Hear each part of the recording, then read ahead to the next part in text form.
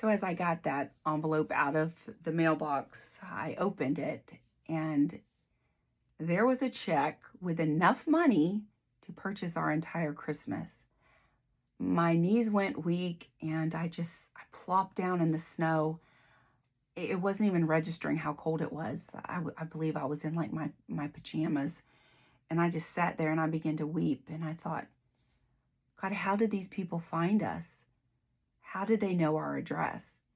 And what was so interesting was it was from a family that we had helped through a tragedy in their own life almost 7 years ago when we were pastoring. And we were able to pour into those people, asking nothing in return, but just to love on them. I had cooked for them and I'd taken food over there for them. And we just sat, and their grief became our grief. And we mourned with these people, and they knew that we loved them. They had sent us a check with enough money to purchase our kids' Christmas. So when I sat there in that snow, I thought, God, how hard-headed am I? I hear stories of my grandmother who had faith that was a tangible faith. You know, faith is an interesting thing. It's something you can't describe. It's not something I can print out on a sheet of paper and say, follow 1 through 10, and this is the kind of faith you're going to get. It's something that is just, it becomes part of your being. And as I began to remember the stories that my grandmother would tell, how God was her only source. If she had a sick child, she had to lay hands on that child and pray for that child.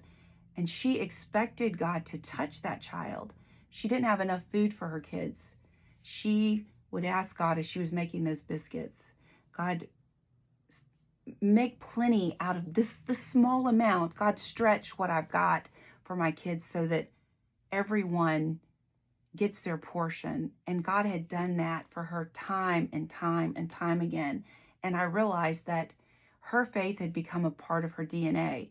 It wasn't verbiage. It wasn't talking out the side of her mouth. It was a tangible thing that she lived every single day. And she lived it out of loss. Yes, she did. She did live it out of loss. But it had become a part of who she was. And she had gifted me that type of faith. When I walked through these situations over these difficult times in our life, it was as natural to believe God for these things as